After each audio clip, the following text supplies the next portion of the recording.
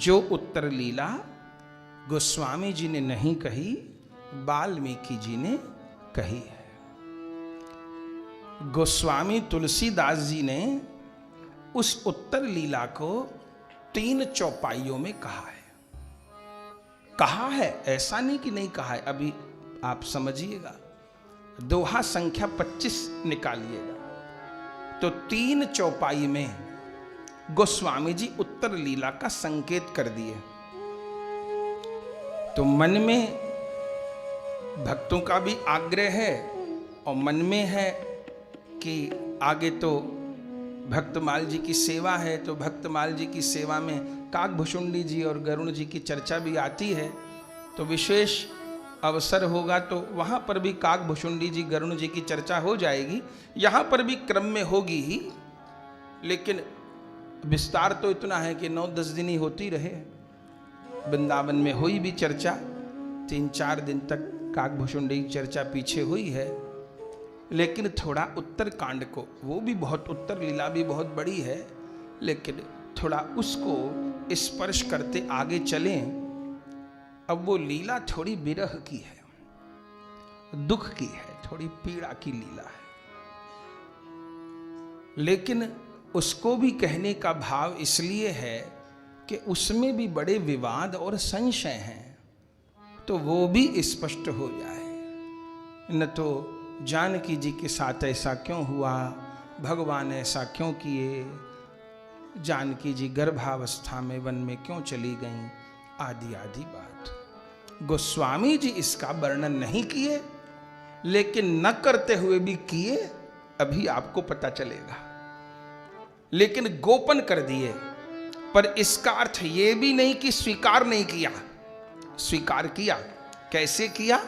पहले ये 3 चौपाई गाइए, आपको पता चल जाएगा। तो यहां से थोड़ी उत्तर लीला को गाएंगे। ऐसा मान लीजिए कि दंडी स्वामी जी की ऐसी इच्छा है, भीतर के अनुभव की बात तो हम बोलते नहीं, ऐसा मानिए कि दंडी स्वामी जी की इच्छा है। तो चौपाई क्या है? 2 सूत सुंदर सीता जाए, 2 सूत सुंदर सीता जाए, 2 सूत सुंदर सीता जाए, 2 सूत सुंदर सीता जाए, लव कुश वेद पुराणन गाए, लव कुश वेद पुराणन गाए, लव कुश वेद पुराणन गाए, लव कुश वेद पुराणन गाए,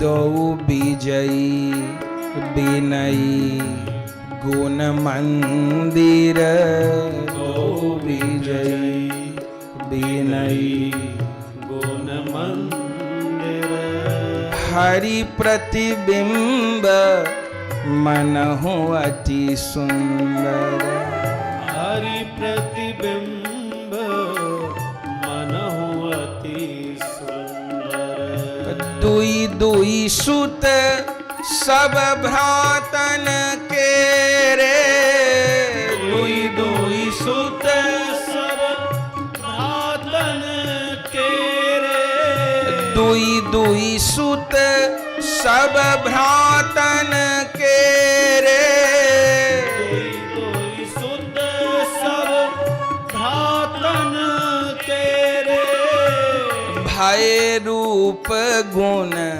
शील घनेर, भय रूप गुण शील घनेर, भय रूप गुण शील घनेर, भय रूप गुण शील घनेर, 2 सुत सुंदर सीता सीता जाए।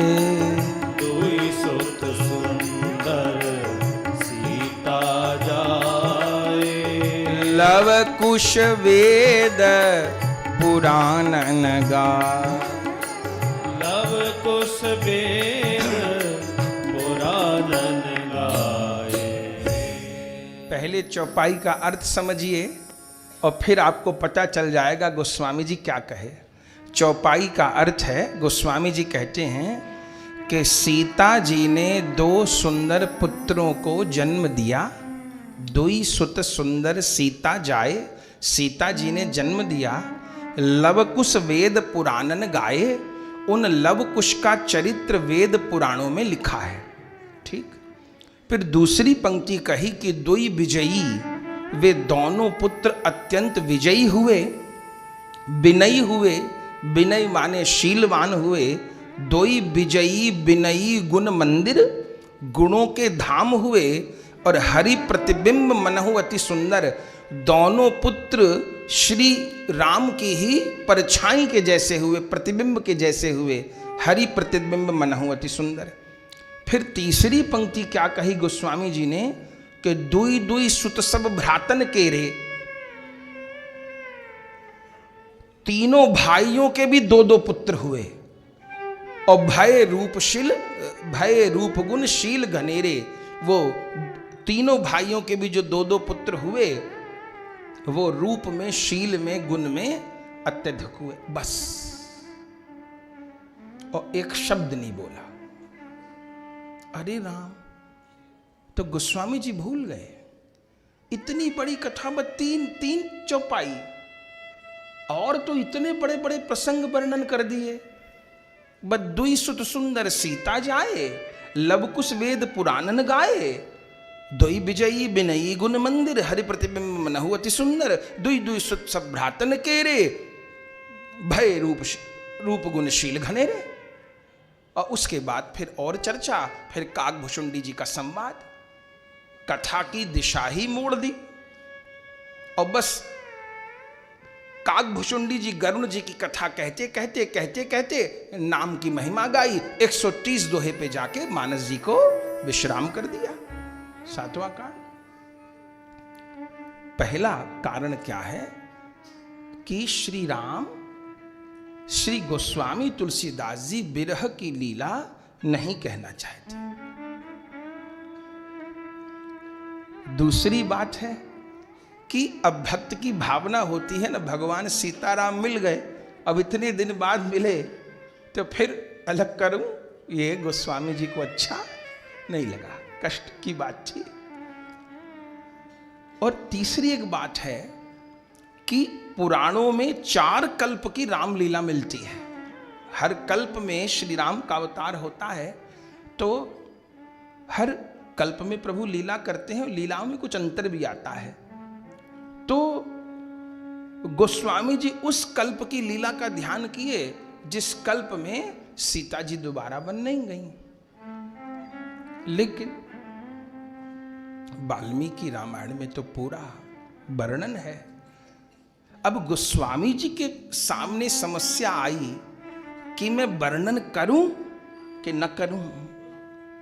यदि मैं कुछ भी नहीं कहता हूं तो भी एक ऐसा हो जाएगा कि लवकुश जी के चरित्र को ही गौण कर दिया। लवकुश भी तो भगवान के पुत्र हैं। अब भागवत जी की आप कथा देखिए तो श्री कृष्ण की द्वारिका लीला का भी वर्णन, श्री कृष्ण के ब्याह का भी वर्णन, फिर श्री कृष्ण के पुत्रों के चरित्र भी खूब लिखे हैं भागवत जी में।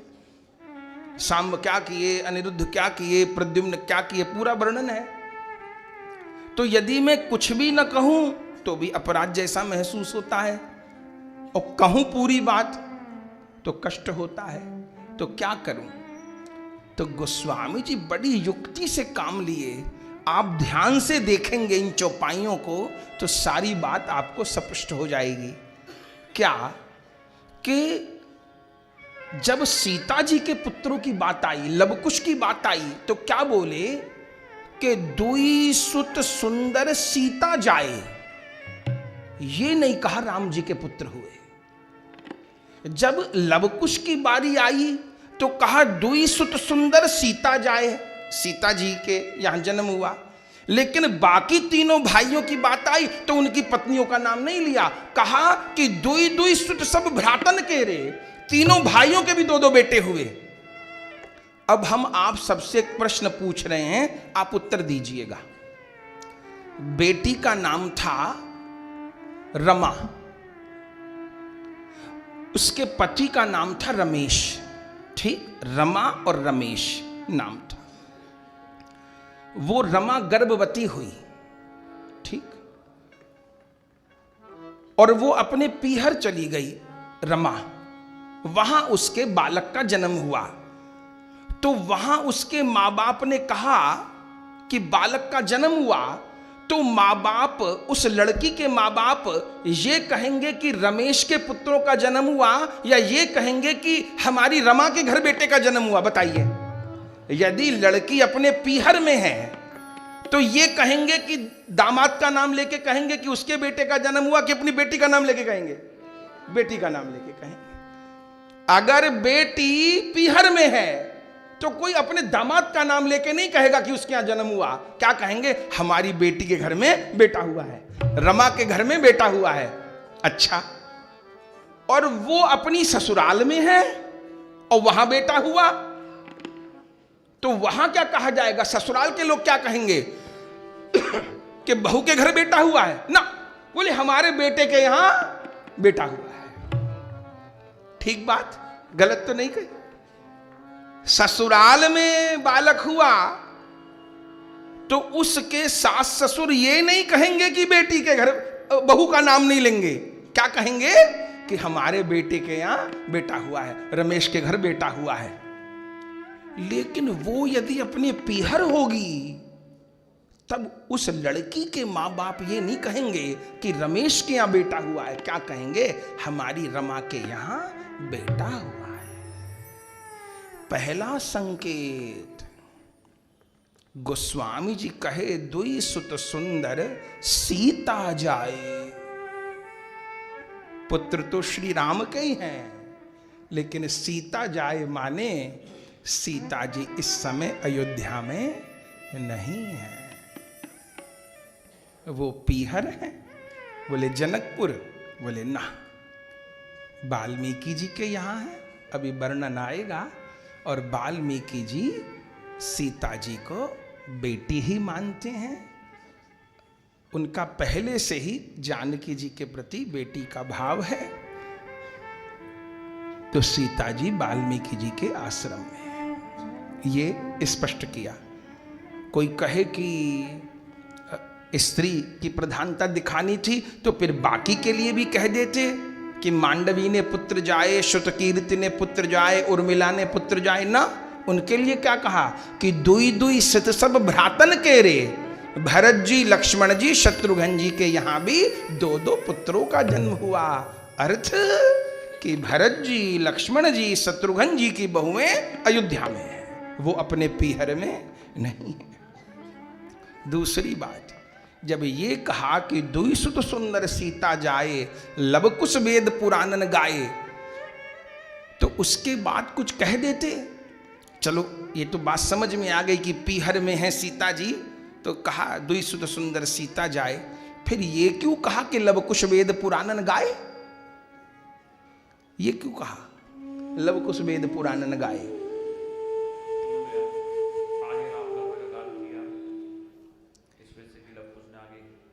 हाँ, उन्होंने भी कथा गाई, लेकिन वो कह रहे हैं कि लवकुश वेद पुराणन गाए, माने लवकुश का चरित्र वेद पुराणों में गाया गया है।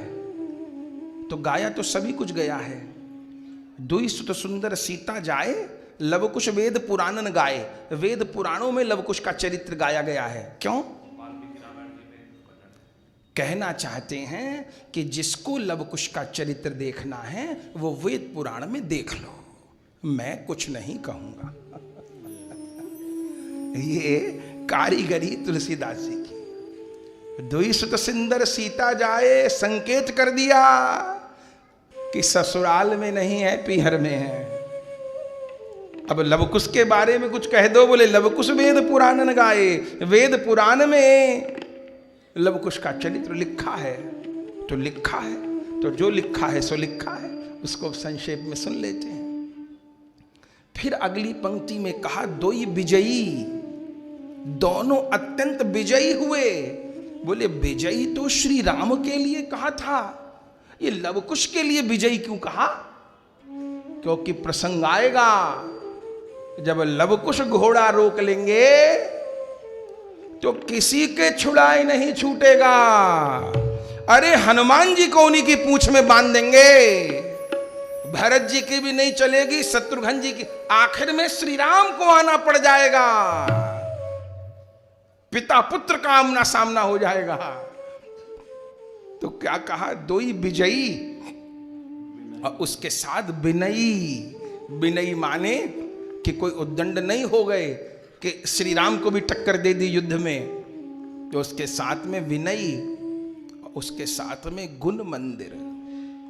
और बोले कहे कि श्री राम को भी टक्कर दे दी, हनुमान जी तक को पराजित कर दिया, तो हनुमान जी तो भगवान है। बोले क्यों कर दिया हनुमान जी को भी पराजित? बोले हरि प्रतिबिंब मनहु अति सुंदर, मानो श्री राम ही लवकुश के रूप में आ गए। और ठीक है, हमारे शास्त्र कहते हैं कि पिता की आत्मा ही पुत्र बनती है, पिता की आत्मा ही पुत्र के रूप में जन्म ले लेती है। तो लवकुश भी श्री राम का ही रूप है। तो हरि प्रतिबिंब मनहु अति सुंदर, और दुई दुई सुत सब भ्रातन केरे, भय रूप गुण शील घने। तो यहाँ गोस्वामी जी संकेत कर दिए, और ऐसा भी नहीं कि हम लोग मानस जी से बाहर जा रहे हैं। गोस्वामी जी कह दिए, इस चौपाई में छूट दे दिए कि लवकुश वेद पुराणन गाए। मैंने तो नहीं लिखा, आप चाहो तो लवकुश की कथा वेद पुराण से बोल सकते हो। तो जब गोस्वामी जी कह दिए तो हम लोग भी फिर बोल सकते हैं।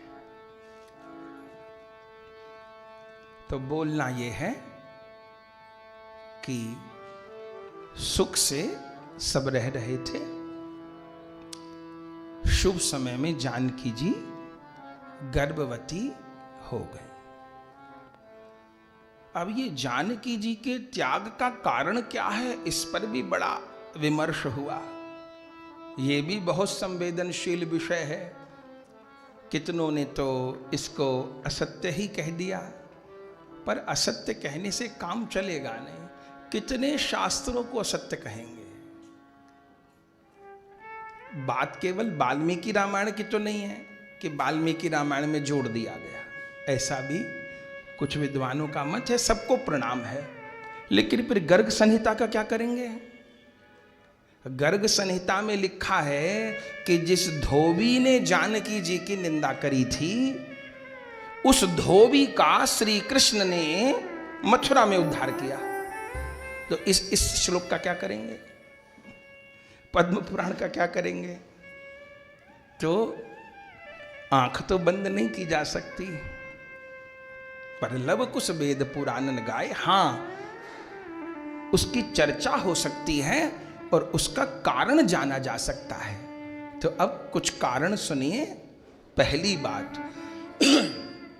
जो कुछ भी हुआ है वो श्री राम और जानकी जी की इच्छा से ही हुआ है। कारुणिक बहुत है, कारुणिक अत्यंत है। इससे बड़ी विपत्ति आज के समय में नहीं हो सकती कि किसी गर्भवती स्त्री को गर्भावस्था में और अनाथ की तरह जंगल में छोड़ दिया जाए। ये तो सत्यता की बात है। आज भी इससे बड़ी तो विपत्ति किसी स्त्री के लिए नहीं हो सकती कि गर्भावस्था हो उसकी और उसको जंगल में हिंसक पशुओं के बीच में छोड़ दिया जाए, न पहनने को, न बिछाने को, न भोजन को, न पीने को। तो अभी भी बड़ी ये तो कष्ट की बात है। और सीता जी कोई सामान्य स्त्री तो है नहीं, वो तो राजरानी है, जगदम्बा है। तो कारुणिक तो बहुत है, लेकिन पहले कारण सुने। श्री राम और जानकी जी की आपसी सहमति से ही हुआ है। पहला कारण है कि उस समय जो विद्या थी वो 3 विद्या सबसे अधिक प्रचलित थी। वो धनुर्विद्या हो, वो शास्त्र की विद्या हो। कौन कौन 3 विद्या थी? वशिष्ठ जी की विद्या, विश्वामित्र जी की विद्या और वाल्मीकि जी की विद्या। वशिष्ठ जी और विश्वामित्र जी की विद्या श्री राम को प्राप्त थी, लेकिन वाल्मीकि जी की विद्या श्री राम को प्राप्त नहीं थी। पहला विचार, श्री राम मन में विचार करते हैं, यदि मेरे पुत्रों का जन्म वाल्मीकि जी के आश्रम में हो तो वाल्मीकि जी की कृपा से, जो वाल्मीकि जी का ज्ञान है, जो वाल्मीकि जी की सामर्थ्य है, जो विद्या है, वो मेरे पुत्रों को प्राप्त होगी। दूसरा कारण, राम राज की इतनी महिमा बढ़ गई। कल आप सुने कि पृथ्वी तो क्या, राम राज बैठे त्रिलोका, हर्षित भय गए सब शोका। पूरी पृथ्वी तो अधीन हो गई, देवता भी अधीन हो गए। इतना श्री राम का यश फैला। आज करोड़ों साल हो गए तब भी हम लोग राम राज की बात करते हैं। तो श्री राम ने विचार किया कि मेरा वैभव, मेरा प्रभाव तो इस समय तीनों लोकों में व्याप रहा है। कहीं मेरे पुत्रों का जन्म अयोध्या में हो गया तो बालक विलासी न हो जाए, बालकों की योग्यता कहीं विकसित होने से बच न जाए। एक संसारिक उदाहरण आप देखिएगा, वो 100% तो ठीक नहीं है पर 70-80% ठीक है। बहुत बड़े घर के जो लड़के होंगे, माने बाप के पास अथाह संपत्ति है, अथाह व्यापार है, जिस पिता के यहां, उसके बच्चे पढ़ नहीं पाएंगे।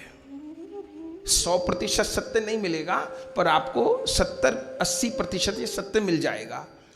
वो बच्चे अपनी प्रतिभा को प्रकट नहीं कर पाएंगे, बहुत पढ़ नहीं पाएंगे, क्योंकि पहले से दिमाग में पिताजी का इतना बड़ा व्यापार है, किसी की नौकरी थोड़ो करनी है, अपने बाप की गद्दी पे बैठेंगे, व्यापार को संभालेंगे, तो उनकी प्रतिभा का विकास नहीं होगा। वो बहुत ज्ञान भी अर्जन नहीं कर पाएंगे, क्योंकि पिता के पास इतना बड़ा व्यापार, अथाह संपत्ति।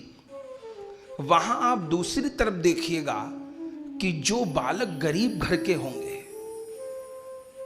माँ बाप के पास साधन नहीं था, माँ बाप ने पहले कह दिया बेटा हम लोग तो जैसे तैसे जिंदगी गुजार लिए, हमारे पास कोई संपत्ति नहीं धरी हुई, जो पढ़ लोगे, लिख लोगे, मेहनत कर लोगे तो कुछ बन जाओगे। तो आप देखेंगे 100% नहीं पर 70-80% देखेंगे जो लोग बहुत आगे गए विद्या के क्षेत्र में, व्यापार के क्षेत्र में, आप देखेंगे कि वो बहुत धनवान परिवार से नहीं थे। आप देखिएगा, खोजिएगा, आपको 10 में से 8 उदाहरण ऐसे मिल जाएंगे। आज भारत के सबसे बड़े रईस कौन हैं? अंबानी। ठीक, उन अंबानी का इतिहास देखिएगा। 1980 में जो धीरू भाई अंबानी थे, बैंक ने उनको लोन देने से मना कर दिया था। चल संपत्ति नहीं थी। धीरू भाई अंबानी को 1980 में लोन देने से मना कर दिया था, और अभी तो वो इतने बड़े आदमी हैं कि पूरा पाकिस्तान खरीद लें। तो आप देखेंगे कि जो लोग बहुत आगे गए विद्या के क्षेत्र में, तपस्या के क्षेत्र में, वहां आप देखेंगे कि वो लोग जीवन में बहुत संघर्ष किए, और जिसने जीवन में कोई संघर्ष नहीं किया, मेहनत नहीं की, वो एक सामान्य स्तर तक गए। ये आप देखेंगे 70-80% ये बात जो कही आपको सत्य दिखाई पड़ेगी। तो श्री राम मन में क्या विचार किए कि यहां इतना वैभव, इतनी कृपा, इतना प्रभाव, यदि जानकी यहां जन्म दे देती है तो बालकों की प्रतिभा कभी पूरी तरह से विकसित न हो, और यदि बालकों का जन्म वन में हो, किसी ऋषि की सन्निधि में हो, तो बालकों की प्रतिभा का पूर्ण प्रकाश होगा। और यदि वाल्मीकि जी के यहां हो तो वाल्मीकि जी की वह संपूर्ण विद्या जो कि वशिष्ठ जी और विश्वामित्र जी से भी अधिक प्रभावी है। और यह सिद्ध हुआ ना, दो ही विजयी बिनई गुण मंदिर।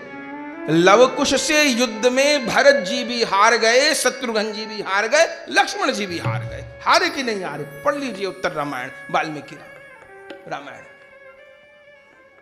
अर्थ क्या हुआ कि वाल्मीकि जी की विद्या वशिष्ठ जी और विश्वामित्र जी की विद्या पे भारी पड़ गई। वशिष्ठ जी विश्वामित्र जी की विद्या तो प्राप्त थी, श्री राम को वाल्मीकि जी की प्राप्त नहीं थी। तो जो मेरे पास है वो तो बालकों को मिल ही जाएगा, पर सबसे ऊंची वस्तु प्राप्त हो, एक तो ये कारण है। अब इससे भी बड़ी दूसरी बात, ये कोई मनहक कल्पना नहीं है। श्री राम गीतावली में खुद गोस्वामी जी ने कहा है, पूरा पद है, उसकी एक पंक्ति हम बोलते हैं, भोग पुनि पितु आयु को तब जामो निज धाम। श्री राम के मुख के वचन हैं, श्री राम गीतावली में क्या कहते हैं? श्री राम विचार करते हैं कि मेरे पिताजी मेरे विरह में आकस्मिक शरीर छोड़ गए।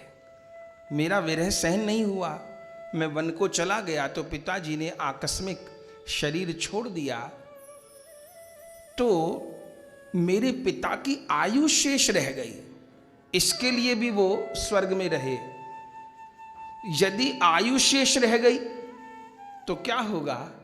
मेरे पिता परम धाम नहीं जा पाएंगे। जबकि श्री राम के लिए कानून लागू नहीं होते, तो हम जीवों के लिए लागू होते हैं कानून कि आयु जितनी लिखी थी उतनी पूरी नहीं हुई और पहले किसी विशेष कारण से शरीर छूट गया, तो क्या होगा?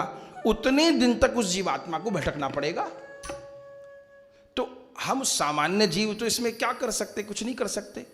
अच्छा, श्री राम तो भगवान है, वो इस बात को जान भी गए, उसका समाधान भी करने लगे। क्या? कि मेरे पिताजी की आयु बाकी है, पिताजी पूरी आयु का भोग किए बिना शरीर छोड़ गए। यदि आयु बाकी रहेगी और मैं अपनी लीला को पूर्ण करूं, तो मेरे पिताजी लीला में प्रविष्ट नहीं होंगे, नित्य धाम को नहीं जाएंगे। तो मैं तो उनका पुत्र हूं, मैं अपनी लीला तो जो मुझे करनी थी कर लिया। यहां तक जितनी रामराज की बात थी वो सब आ गई। कहा ना कि गोस्वामी जी 52 दोहे तक सारी बात कह दिए, और उत्तर कांड में है 130 दोहा। उसके बाद तो गरुण जी काकभूषण जी की चर्चा कर दी। तो श्री राम विचार करते हैं, पिता की आयु बाकी है, अपने पिता की शेष आयु मैं भोग लूं। अब सामान्य पुत्र तो ऐसा नहीं कर सकता, श्री राम समर्थ है, वो ये कर सकते हैं। तो अब मैं अपनी पिता की आयु को भोग लूंगा, ताकि मेरे पिता की आयु पूरी हो जाए और उनको आगे के लिए कोई बाधा ना हो। फिर से कह रहे हैं कि श्री राम के लिए नियम नहीं है, पर श्री राम, कल सुने ना, श्री राम जैसा पुत्र नहीं, श्री राम जैसा पिता नहीं, श्री राम जैसा पति नहीं, श्री राम जैसा भाई नहीं, श्री राम जैसा मित्र नहीं, उनके जैसा कोई नहीं। तो पिता के दायित्व को पुत्र को निभाना चाहिए, पिता के दायित्व को पुत्र को संभालना चाहिए। तो मैं अपने पिता की आयु को भोगूंगा, पिता की इच्छा पूरी करूंगा। हमारे ये बब्बू जी बैठे हैं, आपके 2 पुत्र हैं। कल भी हम गए, पहले भी गए, वो बच्चा बड़े सुंदर नाम संकीर्तन करते हैं, बड़ी प्रसन्नता हमको होती है। तो हमको इससे ये लगता है कि आपने अपने बच्चों को अच्छी सीख दी। बात यह है, आप सारी जिंदगी नाम कीर्तन किए, पर बच्चों को नाम संकीर्तन में नहीं लगाए, तो ये एक हानि की बात हो गई। और ये हमको दिखता है, वैष्णव लोग अपने बच्चों को वैष्णव नहीं बना पा रहे, बहुत बड़ी हानि। धर्मात्मा लोग अपने बच्चों को धर्म के रास्ते पे नहीं चला पा रहे, ये एक बड़ी हानि की बात है। और ये हानि हिंदू समाज को आगे भोगनी पड़ जाएगी।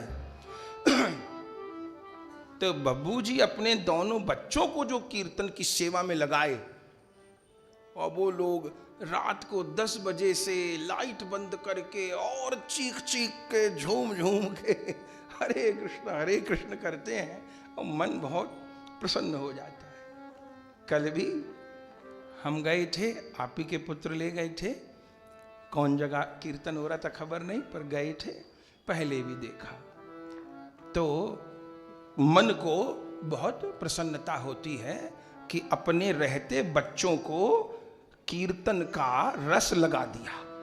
बात है अब वो अपनी आगे आने वाली संतान को लगाए। संपत्ति तो हर पिता अपनी संतान को देके जा रहा है, लेकिन संस्कार कौन दे रहा है नहीं दे रहा, वो एक बड़ी विचार की बात है। संतान को संस्कार देना बहुत जरूरी है, बहुत जरूरी। तो श्री राम क्या विचार करते हैं कि मैं अपनी पिता की आयु को पूर्ण करूं, क्योंकि पिता को अनुकूलता देना पुत्र का काम है, तो उनका दायित्व है, तो वो मैं पूरा करूंगा। तो अब मेरी तो लीला पूर्ण हुई, अब मैं पिता की आयु पूरी करूंगा। लेकिन समस्या क्या है, जब मैं अपने पिता की आयु पूरी करूंगा तब जानकी मेरे निकट कैसे रह सकती हैं, क्योंकि उस समय तो मैं दशरथ जी का रूप होऊंगा, तो दशरथ जी के निकट में बेटे की बहू कैसे रहेगी। तो मुझे अपने पिता की आयु पूरी करनी है, लेकिन जैसे मैं पिता की आयु ग्रहण करूंगा तो मुझे सीता जी को अपने से दूर करना पड़ेगा। ये है श्री राम की करुणा। कमी निकालना श्री राम में बहुत आसान है, लेकिन जब चौपाई में डुबकी लगाएंगे, जब चरित्र में डुबकी लगाएंगे, तब आंख खुलेगी कि हमको क्या बोला गया और सच्चाई क्या है। 2 कारण। तीसरा कारण, ये भी दंत कथा नहीं है, ये पद्म पुराण की कथा है। कथा क्या है कि जब जानकी जी बहुत छोटी थीं, 4-5 वर्ष की थीं, अपने जनकपुर में, तो वाटिका में वो आती थीं जहां भगवान से मिलना हुआ, उस वाटिका में। उस वाटिका में एक दिन एक तोता मैना उड़ते हुए आए, तोता का जोड़ा। वे वाल्मीकि जी के आश्रम के तोता मैना थे। वो बड़ी सुंदर राम कथा गाते थे। वाल्मीकि जी तो राम कथा पहले से ही गाए, तो उन्होंने उनसे राम कथा सुनी थी। उड़ते उड़ते वो सीता जी की वाटिका में आ गए, कथा गाते थे। सीता जी प्रतिदिन वहाँ स्नान को आती थी, देवी के पूजन को आती थी, तो वो सुनती थी, सुन के बड़ा आनंद आता था। अब पंछी तो पंछी कुछ दिन गाए, फिर उड़ने लग गए। जानकी जी ने कहा मत जाओ, रुक जाओ। तोता मैना ने कहा हम लोग तो उड़ने वाले हैं, हम लोग ऐसे रुकने वाले नहीं हैं, हम तो आजाद पंछी, कभी कहीं कभी कहीं। तो सीता जी ने कहा कि अभी मेरा विवाह नहीं हुआ है, मैं प्रतिदिन वाटिका में बाट देखती हूँ। नारद जी ने मुझे कहा है कि इसी वाटिका में एक दिन श्री राम आएंगे, तुम्हें स्वीकार करेंगे। तो प्रभु के विरह में मैं व्याकुल हूँ, तो आप राम कथा सुनाते हो तो मुझे सांत्वना मिलती है, तो मत जाओ। तोते ने कहा मैं तो जाऊंगा। जानकी जी ने कहा अच्छा, तो तुमको जाना है, तुम चले जाओ, अपनी मैना को छोड़ जाओ। चलो तुम पुरुष शरीर हो, चले जाओ, अपनी मैना को छोड़ जाओ। तोते ने कहा मेरी मैना तो गर्भवती है, उसको कैसे छोड़ जाऊं। सीता जी ने कहा मैं तुम्हारी मैना के प्रसव की सब व्यवस्था कर दूंगी, वो यहीं अंडा दे, अंडा से जीव निकले, उसकी पूरी व्यवस्था भोजन की, रहने की सब कर दूंगी, पर मत ले जाओ। तोते ने कहा नहीं, मैं गर्भावस्था में अपनी पत्नी से कैसे अलग रहूं। जानकी जी ने कहा नहीं, मैं नहीं जाने दूंगी। तो ये भी कोई दंत कथा नहीं है, पद्म पुराण की कथा है। तो लिखा है जानकी जी ने उस मैना को पिंजरे में रोक लिया और तोते को कहा कि तुम चले जाओ। तो तोता जाने लग गया, उसको तो उड़ना था, मैना को कैद कर लिया, वो गर्भवती थी। जैसे उस मैना ने देखा कि मेरा पति उड़ा, तोता उड़ा, तो उसने प्राण त्याग दिए। मैना ने, जैसे मैना ने शरीर छोड़ दिया, तोते ने देखा तो उड़ते हुए उसने सीता जी को श्राप दिया। जैसे तुमने गर्भावस्था में मेरी पत्नी को मुझसे दूर किया, आपको भी गर्भावस्था में अपने पति से दूर जाना पड़ेगा, और उसमें कारण मैं बनूंगा, कारण मैं बनूंगा उसमें। तो ये तोता ही धोबी बना था। कथा से कथा जुड़ी है, ये ही धोबी बना था। ये 3 कारण हैं, और फिर चौथा कारण तो सब जानते हैं, वह उसी से आगे बढ़ते हैं प्रसंग में। पर मूल ये 3 बातें हैं। इन 3 में भी श्री राम की जो आंतरिक इच्छा है वो मूल है। अब घटना सुनिए। सब सुख से रह रहे थे, कहीं कोई समस्या नहीं। राम राज कोई दुखी न दीना, नहीं कोई अबुद न लक्षण ही ना। अल्प मृत्यु नहीं कबने उपीरा, सब सुंदर सब बिरु शरीरा। सब कुछ अच्छा था, लेकिन समाज में कुछ बातें होने लग गईं। श्री राम के गुप्तचर थे, उनको कहते थे विजय विदूषक। वो गुप्तचर थे, वो बड़े विनोदी थे, बड़े मजाकिया भी थे, और वो प्रभु के समझिए एकदम अंतरंग थे। उनका काम क्या था कि वो प्रजा के बीच में घूमते थे, और प्रजा के बीच में घूम करके उनके मनोभाव लेते थे कि प्रजा को कोई तकलीफ तो नहीं है। कई बार बड़ों के आगे आदमी बोल नहीं पाता, पर घर जाके बड़बड़ाता है। ये बात उनकी अच्छी नहीं लगी। ये बात उनकी अच्छी नहीं लगी, जबकि श्री राम ने किसी को रोका नहीं था कि कोई मेरी बात आपको अच्छी ना लगे तो मेरे मुंह पे कहो, लेकिन फिर भी कोई संकोच करते थे। तो श्री राम ने गुप्तचर रखे थे, और उस गुप्तचर की विशेष जो सेवा थी वो संध्या से लेकर के रात तक थी। कई बार दिन में आदमी व्यापार में व्यवहार में सभ्य बना रहता है, लेकिन घर पे जाके तो फिर पूरे दिन की बात वो कर ही लेता है कि ऐसा था वैसा था। तो वो विदूषक घूम रहा था। घूमते घूमते वो धोबियों की बस्ती की तरफ चला गया, तो देखा था भीड़ लगी है और धोबी अपनी स्त्री को मार रहा है। अब वो चौंक गया विजय विदूषक कि श्री राम के राज्य में तो स्त्री पे हाथ उठाना निषेध है। यहां पर एक बात और कह दें कि कभी स्त्री पे हाथ न उठावे। सुहागिन स्त्री पे हाथ उठाए तो समझे कि अपने दुर्भाग्य को न्योता दे दिया। ये सब बातें रामायण की हैं। आप ऐसा नहीं समझिएगा कि महाराज दुनियादारी की बात करने लगते हैं, वो हमने कभी नहीं की। तो कभी स्त्री पे हाथ न उठावे। जिस घर में स्त्री रोएगी किसी के भी व्यवहार से दुख पा करके, तो उसकी सुख समृद्धि तो चली ही जाएगी। स्त्री से अर्थ केवल पत्नी नहीं होता, मां भी स्त्री है। मां भी नहीं रोवे, बहन भी नहीं रोवे, बेटी भी नहीं रोवे, छोटे भाई की बहू भी नहीं रोवे। तो जहां तक प्रयास हो कि कभी भी स्त्री पे हाथ नहीं उठाया जाए और रोए ना। तो वो विजय विदूषक चूक गया कि ये मार रहा है अपनी पत्नी को, और वो बड़ी बेरहमी से। तो वो खड़ा हो गया, लोग भी खड़े थे। तो वो धोबी क्या धोबिन को कह रहा है, तूने मुझे श्री राम समझ लिया है। और ये राम, तब तो सब चौंक गए। तूने मुझे श्री राम समझ लिया, तू रात को कहां रही? हुआ ये था कि वो कपड़े धोने गई थी नदी पे, तो बहुत देर हो गई, बारिश आ गई, तो वो लौट पाई नहीं।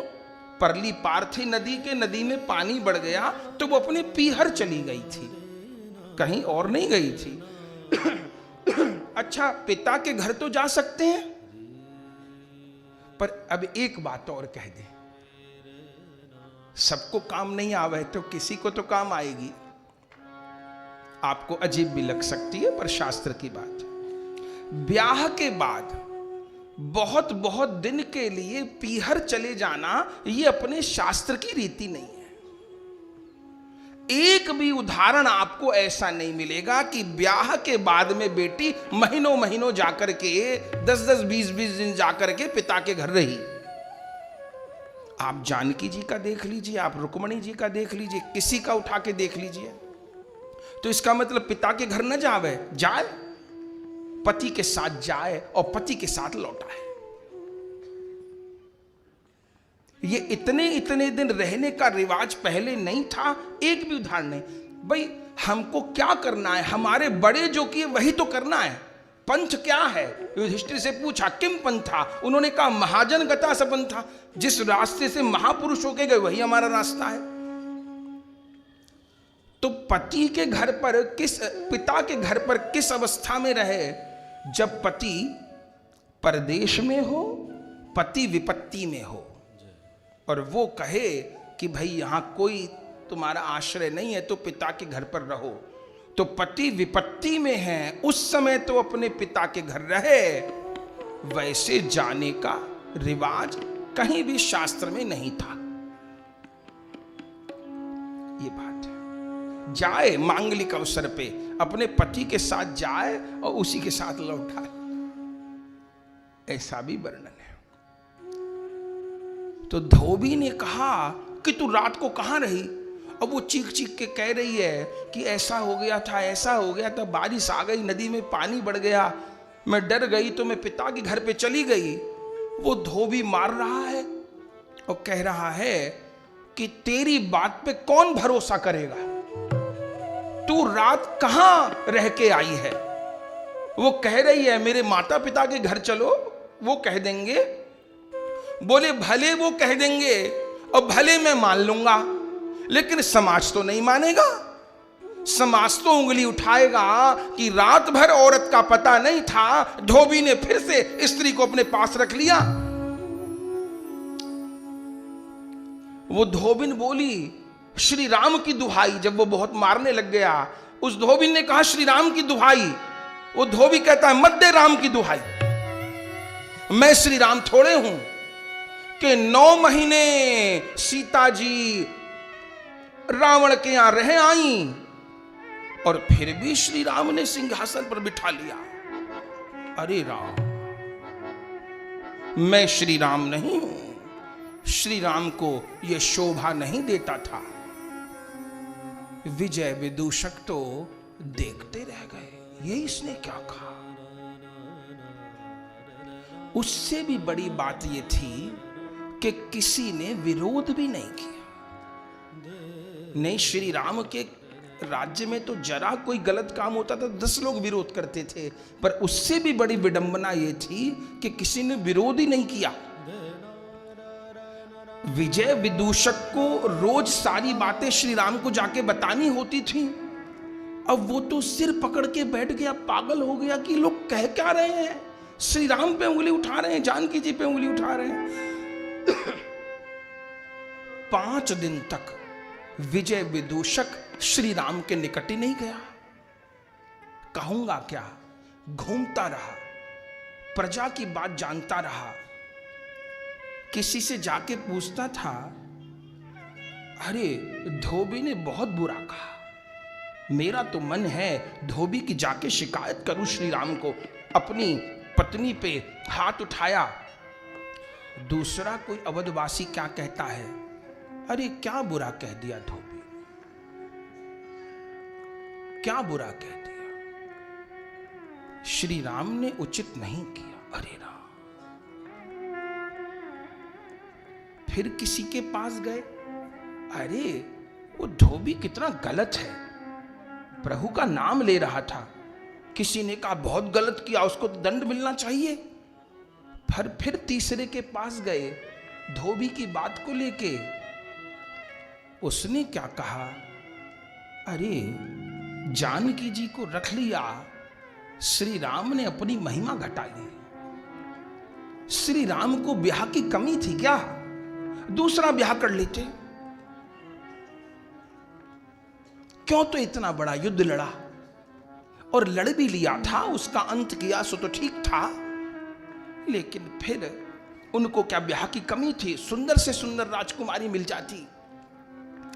और पता नहीं क्या क्या लिखा है, सारी बात तो बोल भी नहीं सके।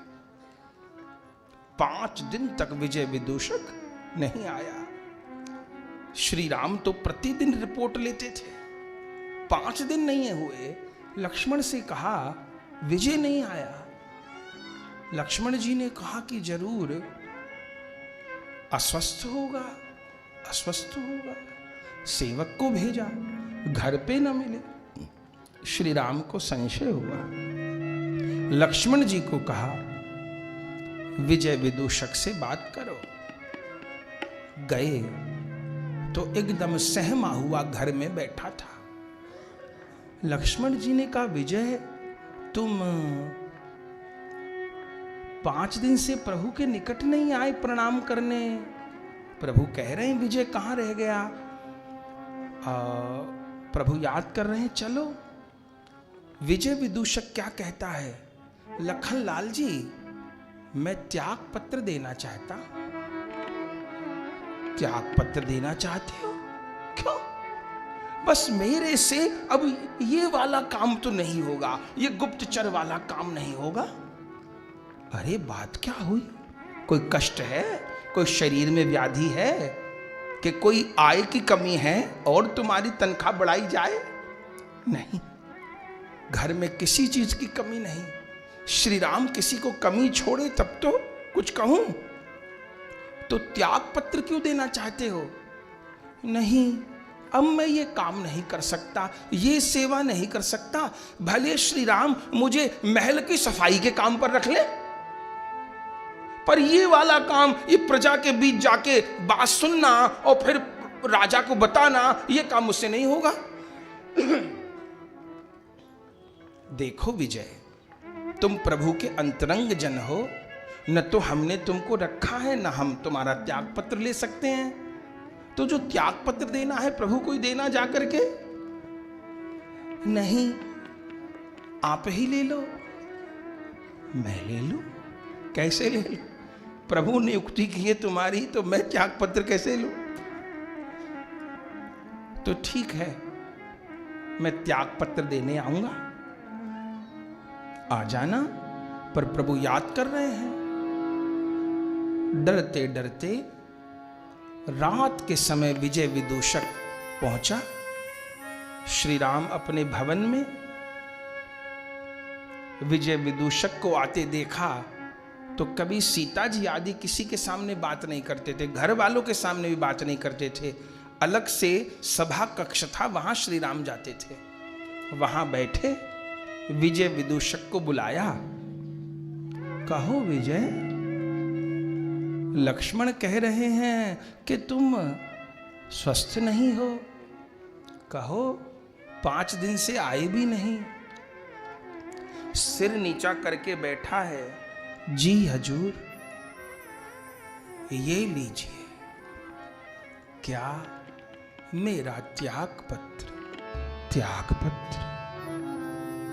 अरे त्याग पत्र क्यों देते हो?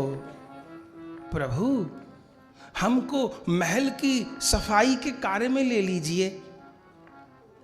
सफाई के कार्य में ले लीजिए?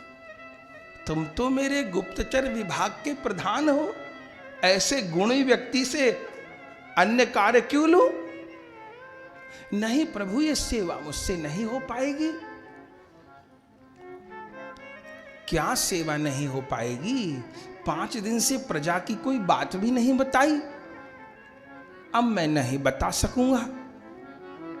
अरे विजय, कुछ तो कहो।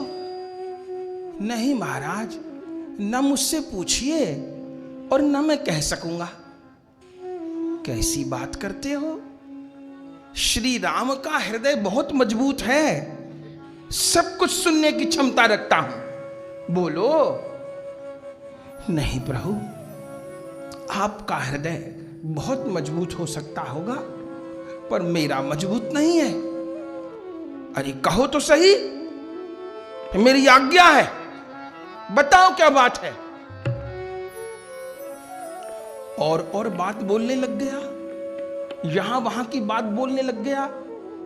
इस बार वहां अच्छी फसल हुई है, ब्राह्मण लोगों के यहां यज्ञ में घृत की कमी नहीं है, वहां पेड़ों पर भरपूर फल आ रहे हैं। इधर उधर की बात करने लग गया। श्री राम ने कहा, विदूषक तुम छिपा रहे हो बात को। मैं ये नहीं पूछ रहा कि फसल अच्छी आई कि नहीं आई, दूध घी की कमी है कि नहीं, ये नहीं पूछ रहा। जो जानने के लिए भेजता हूं वो बताओ। मुझसे नहीं कहा जाएगा प्रभु, कहो। मैं कहूंगा तो या तो ये धरती फट जाएगी या मेरा कलेजा फट जाएगा। अरे कहो विदूषक, कहो। तब वर्णन करते हैं महर्षि के सिर अपना नीचे कर लिया, दोनों घुटनों को मोड़ के ऐसे हाथ कर लिए और ऐसे सिर नीचा करके बोल रहा है, कहो विदूषक कहो। विजय विदूषक कहता है, महाराज अयोध्या में अपवाद फैला है। अपवाद? क्या अपवाद फैला? अरे प्रभु आप ही तो कहते हो, हरि की, हर की, गुरु की, वैष्णव की निंदा न करे न सुने। निंदनीय की भी निंदा नहीं करनी चाहिए। फिर हरि की और हरि के प्यारे संत जन की कोई निंदा करे सुने तो उसको तो नरक में भी ठौर नहीं है। मैं तुम्हें अभयदान करता हूं, बोलो, निसंकोच बोलो, तुम्हें अपराध नहीं लगेगा। निंदा करे का अपराध कब लगता है? जब निंदा सुनी जाए और निंदा करी जाए, तब अपराध लगता है। लेकिन किसी व्यक्ति ने भेजा, गुरुदेव ने भेजा, राजा ने भेजा कि वहां जाओ और हाल लेके आओ कि वहां किस प्रकार के लोग हैं और किस प्रकार की चर्चा करते हैं, और उन्हीं शब्दों को जस का तस आकर के गुरुदेव को अथवा राजा को बता दिया। न राग है और न द्वेष है, केवल जो बातें सुनी वो ज्यों की त्यों बता दी, तो ये निंदा नहीं होती। ये तो गुरु की अथवा राजा की आज्ञा का पालन होता है। तो तुमको निंदा का पाप नहीं लगेगा, तुम निसंकोच कहो। रोते रोते उस विदूषक ने सब बातें कह डाली। महाराज अयोध्या में अपवाद फैला है। धोबी ऐसे कहता था, ऐसे कहता था। प्रजा क्या कहती है? प्रजा तो बहुत बुरे वचन कहती है। अरे सब नहीं प्रभु, लेकिन 10 में 9 लोग तो ठीक बोलते हैं, पर 10वां व्यक्ति गलत बोलता है। क्या कहते हैं? कहते हैं श्री राम ने ऐसा काम कर दिया, हम अपनी बेटियों को, बहुओं को कैसे समझाएंगे? कोई भी कहीं जाके रहेगी, कोई भी कुछ भी जाकर के करेगी। अब तो ये मर्यादा चल पड़ेगी कि सुहागिन स्त्री कहीं भी घूमे, कहीं भी रहे, और न पति कुछ कह सकता है न पिता कुछ कह सकता है। प्रजा ऐसी कहती है। हाँ ठीक है, जाओ, अब जाओ।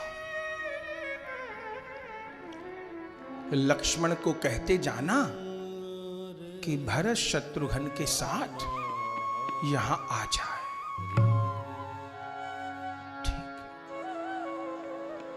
विदूषक रोते रोते गया है। लक्ष्मण जी, भरत जी, शत्रुघ्न जी को कह दिया। आधी रात को तीनों भाई आ गए, प्रणाम किया। एकदम श्री राम का गंभीर मुख, लाल मुख हो रहा था, मूर्ति के जैसे खड़े थे। तीनों भाई चरणों में आके बैठ गए। प्रभु क्या बात है? कोई कष्ट है? कोई विपत्ति है? नहीं लक्ष्मण, सुनो, राजा का जीवन अपना जीवन नहीं होता। राजा प्रजा के लिए जीता है। राजा का अपना सुख, राजा का अपना जीवन नहीं होता।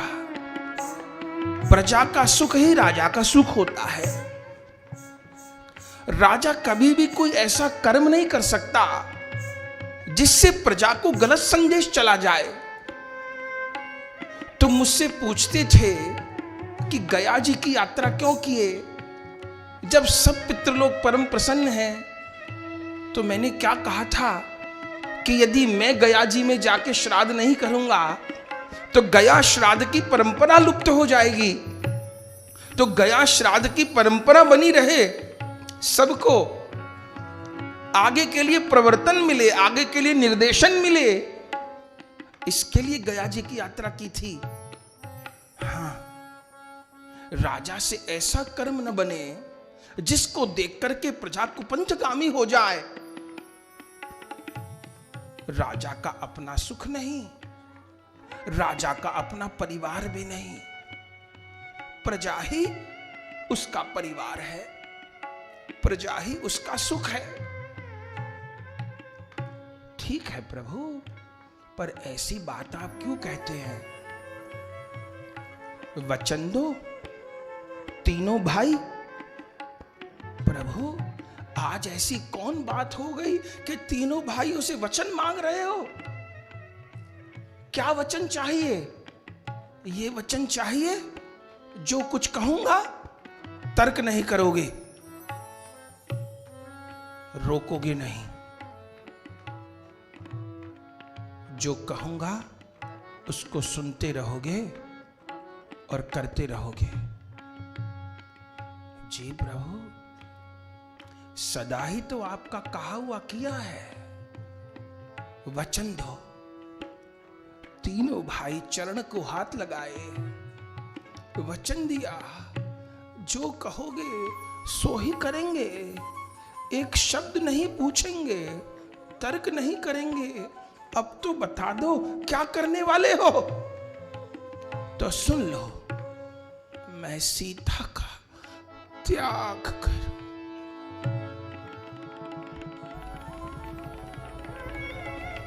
सीता त्याग करे?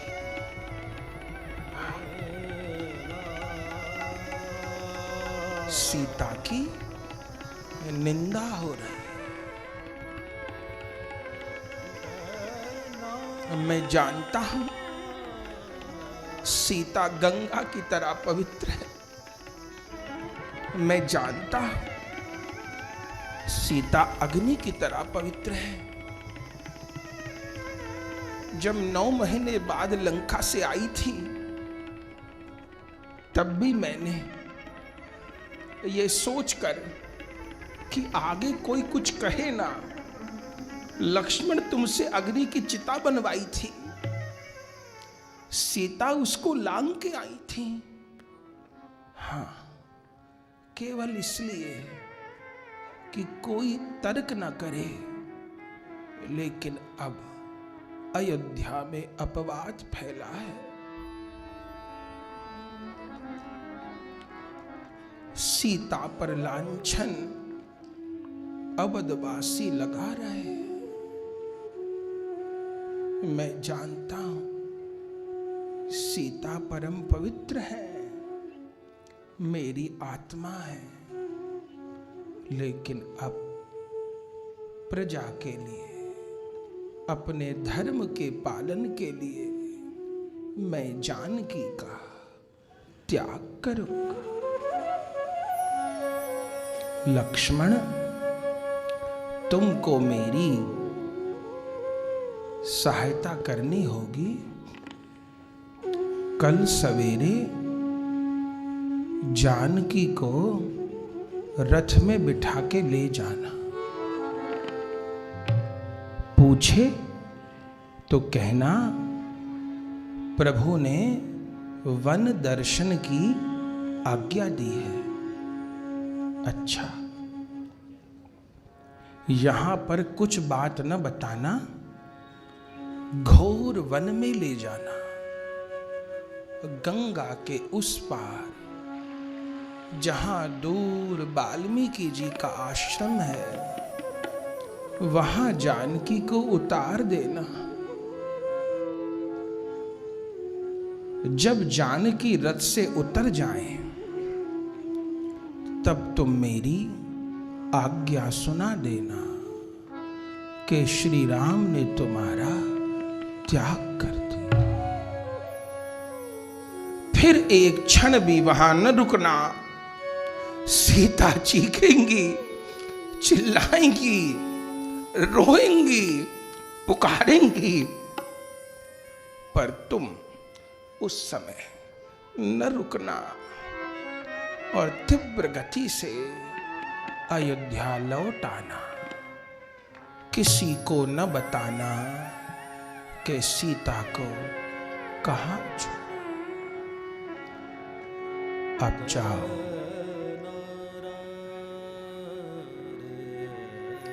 तीनों भाइयों को लौटा लिया। नींद उड़ गई।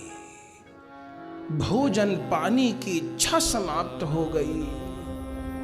जैसे जल के बिना मछली तड़पे, ऐसी अवस्था हो गई।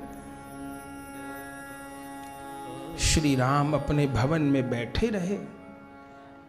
सवेरे लक्ष्मण जी जानकी जी के निकट पहुंचे। जानकी जी ने कहा, आइए देवर जी,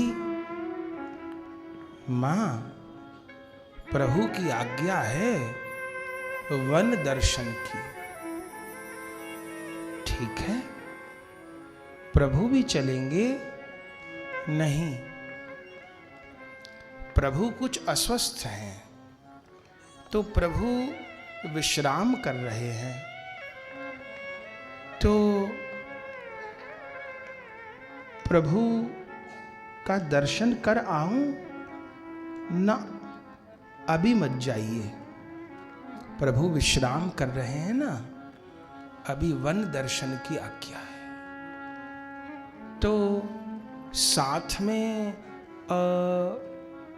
किसी सेविका को लूं, कुछ सामान लूं? सामान आप जो चाहे ले सकती हो, पर सेविका को नहीं। तो फिर सामान की भी जरूरत नहीं। कब तक लौटेंगे? अभी आप चलिए, तो शाम तक तो लौट आएंगे। अभी आप चलिए। ठीक है। रथ बाहर सुमंत जी ने लाकर खड़ा कर दिया। लक्ष्मण जी जानकी जी को लेकर के आए। जानकी जी बैठ रही हैं। उसी समय दाहिने अंग फड़कने लग गए। अरे भैया लक्ष्मण, दाहिना अंग फड़क रहा है। दाहिना अंग स्त्री का फड़के तो शुभ नहीं है। कल चले ना? अभी चलिए, प्रभु की आज्ञा है। प्रभु की आज्ञा है तो सब मंगल ही होगा। आइए रथ पर। जो रथ पर बैठ रही हैं, सोई कान का कुंडल टूट के गिर रहा है। फिर कहती हैं, दाहिने कान का कुंडल गिर गया। कोई बात नहीं, चलिए। तुम कुछ छिपा तो नहीं रहे? कुछ नहीं, चलिए। ठीक है। सुमंत जी तीव्र गति से रथ लेके चलिए। कहां चलना है? वन में। बहुत भोर में ही चल पड़े। कोई देख पाया, कोई नहीं देख पाया। धीरे धीरे धीरे धीरे तीव्र गति से घोर वनों को पार करते हुए रथ चला। चलते चलते गंगा जी आई। सेतु से गंगा जी को भी पार किया और फिर परली पार और तीव्र गति से रथ चला। जानकी जी बार बार लक्ष्मण जी से पूछती हैं, भैया कोई बात है क्या? आप चलिए, आप चलिए।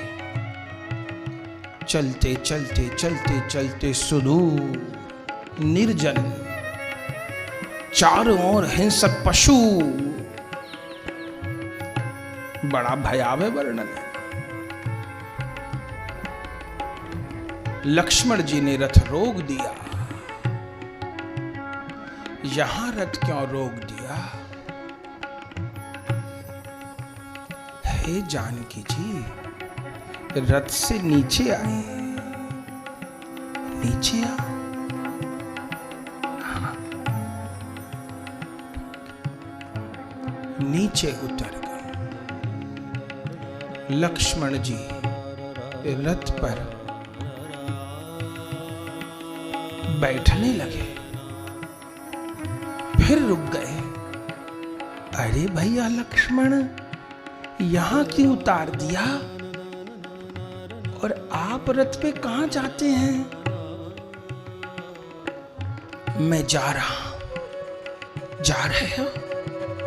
कहां जा रहे हो? अयोध्या। तो मैं तो बैठ जाऊं? नहीं, आपको नहीं बैठना। नहीं बैठना? क्यों नहीं बैठना?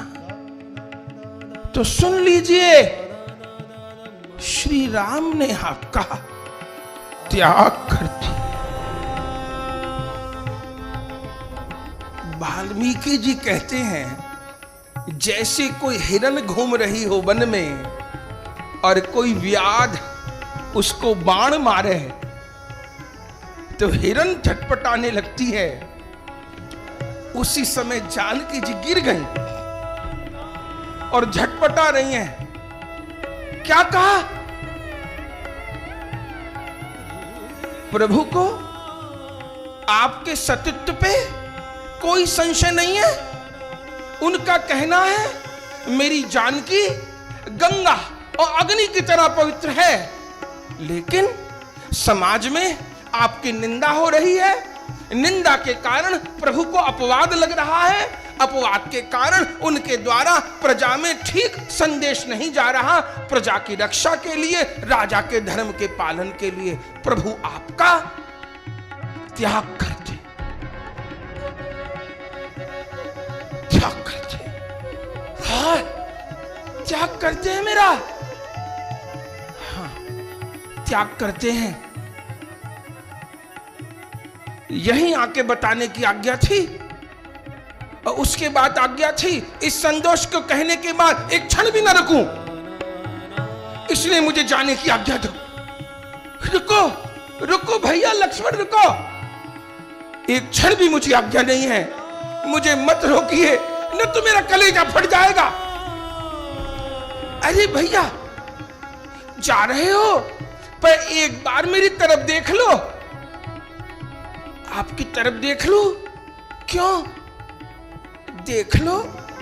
मैं इस समय गर्भवती हूं। कहीं बाद में लोग इस बात के लिए भी कलंक न लगावे कि घर से गई तो गर्भवती नहीं थी।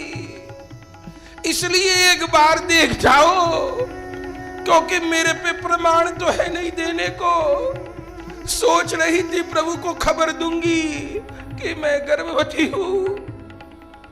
हाय, खबर नहीं दे पाई। सोच रही थी सुंदर अवसर देख के खबर दूंगी। एक बार देख लो, गर्भवती स्त्री की नबज अलग चलती है। आयुर्वेद के जानकार हो, एक बार देख जाओ। प्रभु को कह देना कि मैं अंतर्वतनी हूं। हे जगदम्बा, मैंने तो जीवन भर आपका मुख नहीं देखा, सदा चरण ही देखे थे। आज कैसे मुख देखूं? मैं मुख नहीं देख पाऊंगा। पर आपने जो कहा है, प्रभु उस पर संशय नहीं करेंगे। अब मैं जाऊंगा। सोई रथ चला दिया। जानकी पीछे भाग रही है। रुको तो सही, रुको तो सही, कहां निर्जन में छोड़ दिया? रुको तो सही। पर तीव्र गति से चले लक्ष्मण। जानकी तो भाग नहीं पाई। सोच रही हैं, गर्भवती स्त्री को तेज नहीं दौड़ना चाहिए। हाय मेरे पेट, हाय मेरे उदर में तो भगवान का अंश है।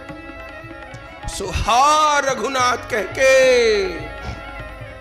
भूमि पे गिर पड़े।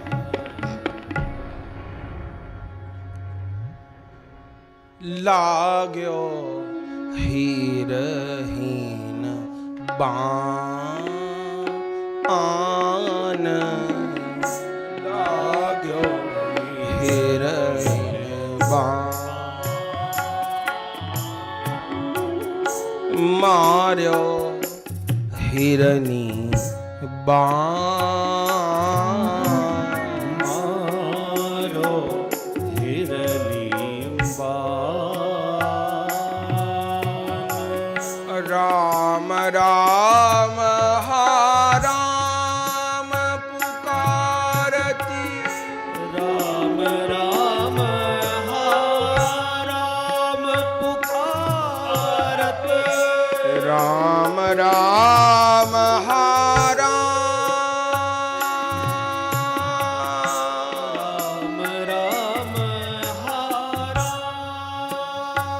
पुकारती, राम राम हा राम पुकारती।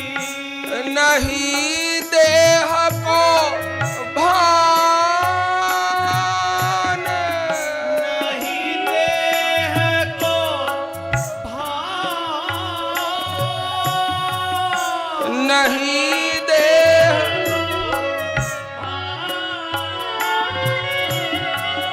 नहीं देह को भान।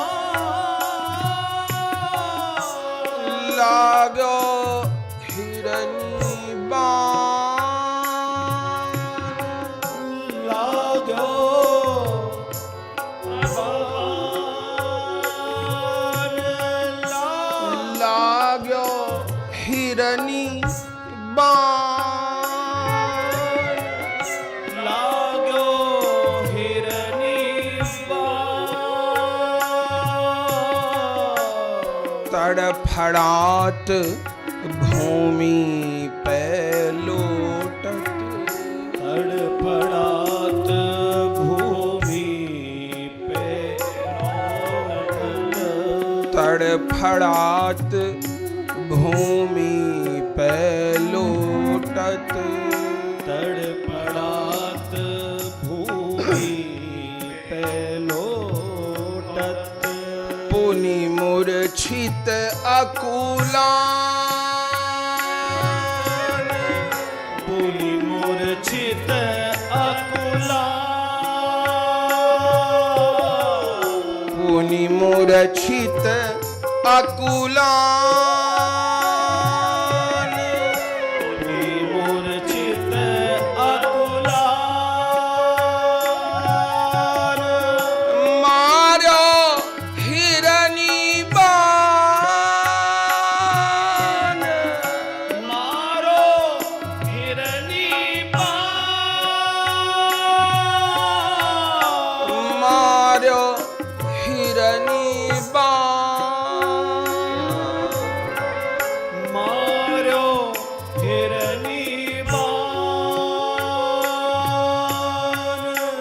बधिक भेद दई अति निर्मम है। बधिक भेद दई अति निर्मम होय। बधिक भेद दई अति निर्मम है। अधिक भेद दई अति निर्मम होय। बधिक भेद दई अति निर्मम है। अधिक भेद दई अति निर्मम होय। कैसे निकसे प्राण, कैसे निकसे प्राण। कैसे निकसे प्राण। कैसे निकसे प्राण। बाधिक को हिरनी मार्यो बा। अधिक को हिरनी मार्यो बा। बधिक को हिरनी मारो बान। अधिक को हिरनी मार्यो बा।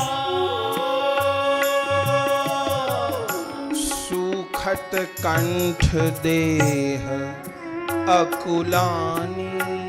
सुखत कनिक देह अकुलानी। सुखत कंठ देह अकुलानी। सुखत कनिक देह अकुलानी।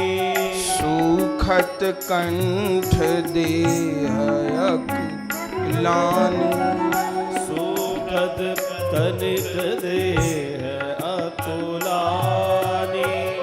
रोम रोम झुलसान। रोम रोम झुलसान। रोम रोम झुलसान। रोम रोम झुलसान। बधिक को हिरनी मार्यो बा।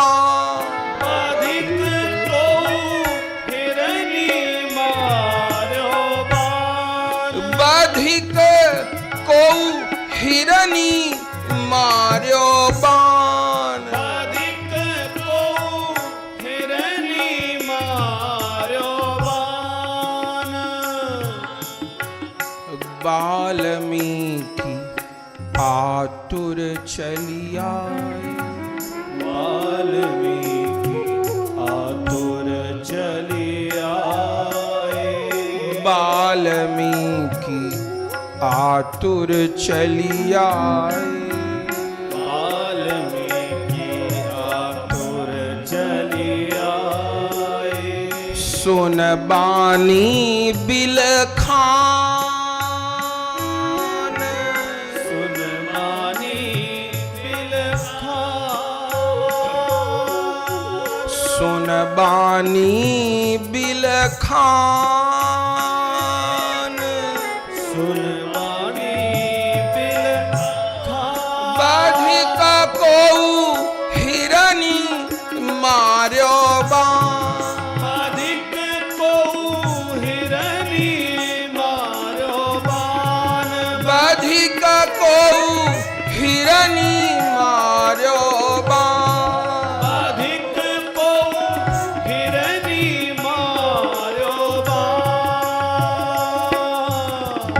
गौरदास यह बिरह की लीला।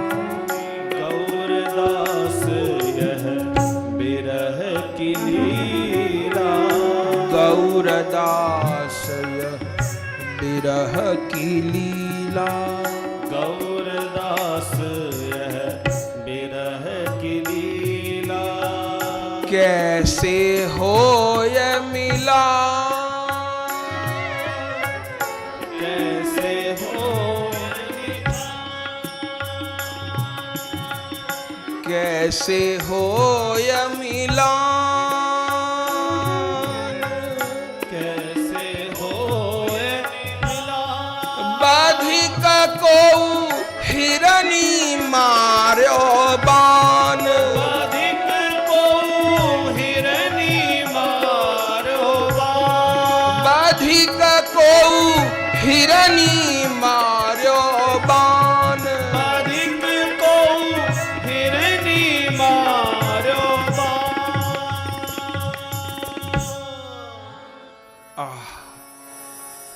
पड़ी थी, अब उस बिरह का वर्णन तो कैसे होए। कुछ ऋषि बालक लकड़ी नेले जंगल में आए थे, तभी जानकी जी को वहां झटपटाते देखा। बाल नोच रही हैं, छाती पीट,